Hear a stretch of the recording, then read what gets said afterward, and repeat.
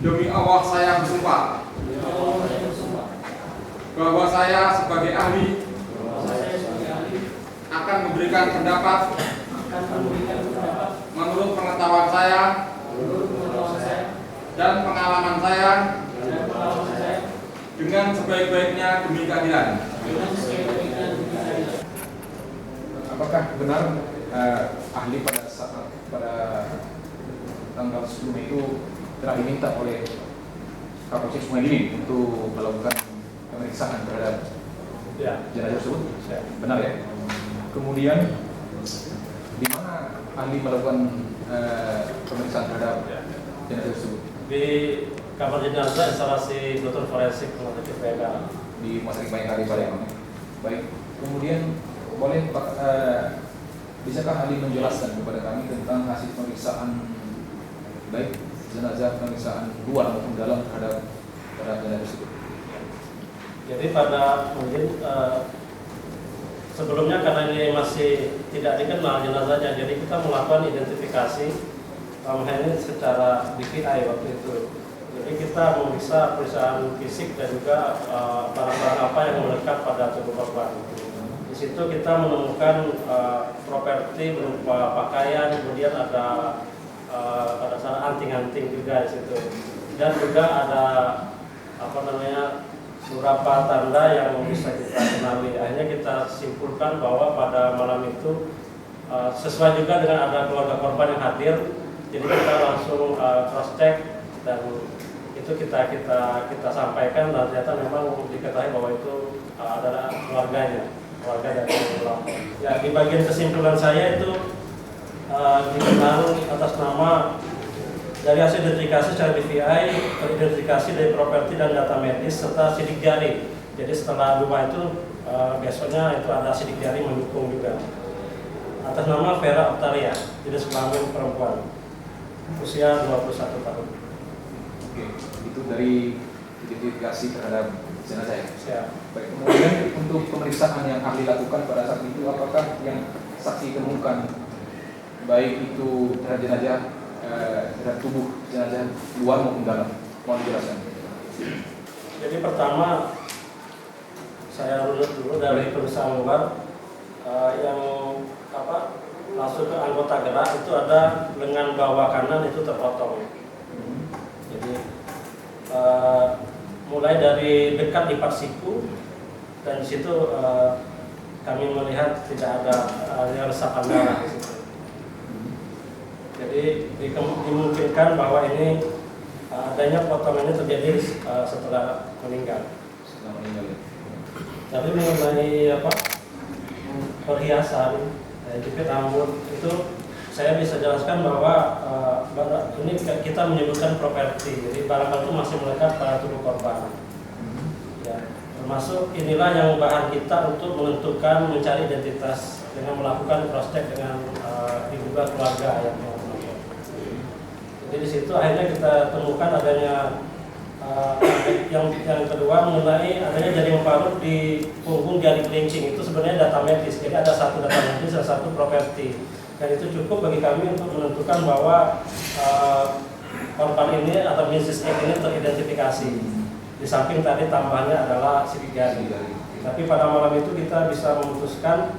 Kemudian pada malam itu pun kita meminta ibu korban untuk melihat apakah betul ini properti ini yang dia pakai oleh anaknya, termasuk jepit rambut warna putih dan juga ada ikat rambut dan juga anting-anting. Kemudian untuk daerah wajah, daerah mata sebelah kanan itu kembung dan terdapat darah. Jadi ini dimungkinkan adanya kekerasan di daerah kepala yang dimanifestasikan atau ditampakkan dengan adanya pendarahan di sekitar bola mata. Sehingga ketika kita periksa itu berbeda antara kiri dan kanan. Kemudian di bibir bawah juga tampak resapan darah. Mungkin ada kekerasan kumpul di situ. Kemudian daerah kelamin Nah, di daerah kelamin ini terus terang kondisi jenazah dalam kondisi sudah mengalami pembusukan, kita perkirakan sekitar 2 harian. Jadi daerah yang mengalami kekerasan biasanya proses pembusukannya lebih cepat. Jadi di sini kita berusaha untuk mengambil sampel dari daerah dari vaginanya, apakah masih bisa kita dapatkan adanya ya mungkin sperma atau apalah di situ. Tapi karena sudah mengalami busukan dan kita tidak hasilnya tidak kita temukan. Kemudian adanya daerah selaput darah yang di situ jam 12 sampai jam 3 itu memang berwarna kehitaman. Ini diduga bahwa di situ ada kekerasan di situ. Jadi cuman saya tidak bisa menentukan apa kekerasan itu dilakukan oleh siapa atau dengan alat apa. Jadi kita cuma mengidentifikasi adanya kekerasan saja. Karena kalau di situ tidak ada kekerasan biasanya itu licin saja, walaupun sudah busuk dia tidak ada tanda hitam. Itu aja.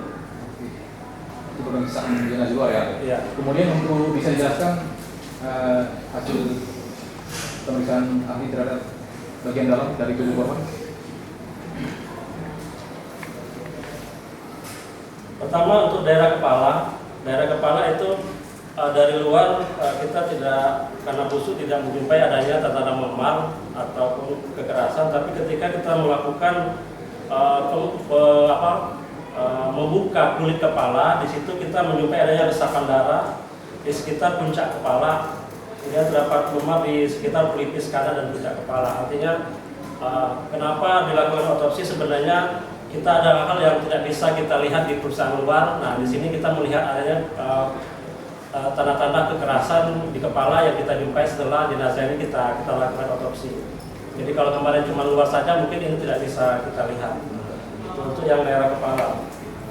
Kemudian pada otak, nah itu pada otak ini karena sudah busuk jadi membungkus, cuman ada masih kita adanya jaringan yang berwarna kemerahan. Jadi mungkin adanya perdarahan di sekitar di dalam otaknya ada perdarahan. Itu yang bisa kita identifikasi dari perusahaan kepala.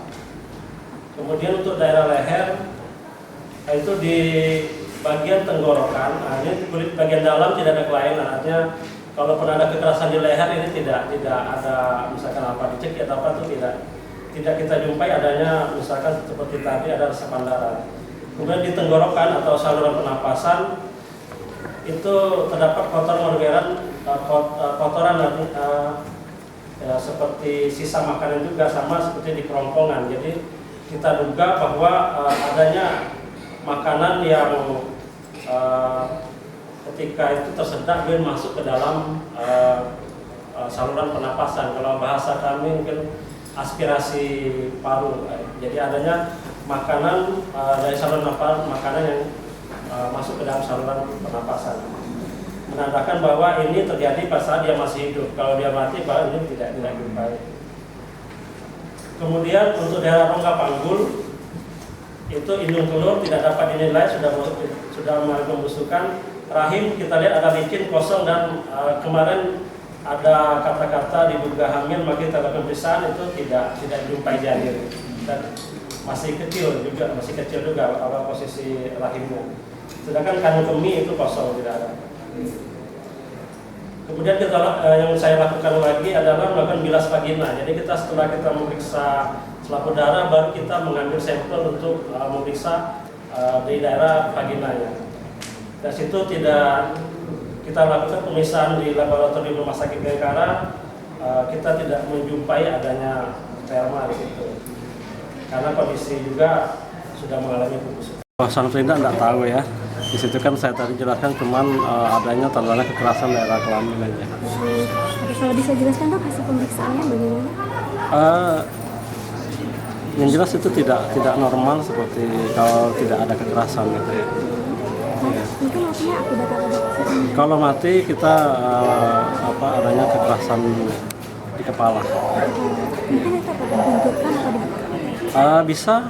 Bisa. Tadi saya jelaskan apakah benda mendekati kepala atau kepala mendekati benda. Apakah dia terbentur atau dibenturkan kan kita tidak tahu. Tadi ada istilah mati lemas itu masih ya? Mati lemas itu sebenarnya proses ya. Proses kalau adanya kekerasan kepala, otak kekurangan oksigen, kan? Jadi sistem pernapasan yang terganggu, mempengaruhi organ-organ yang lain.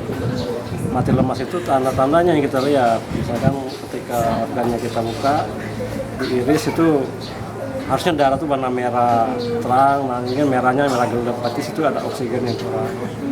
Terutama ada bui itu ada proses sucking ya, jadi mereka sucking.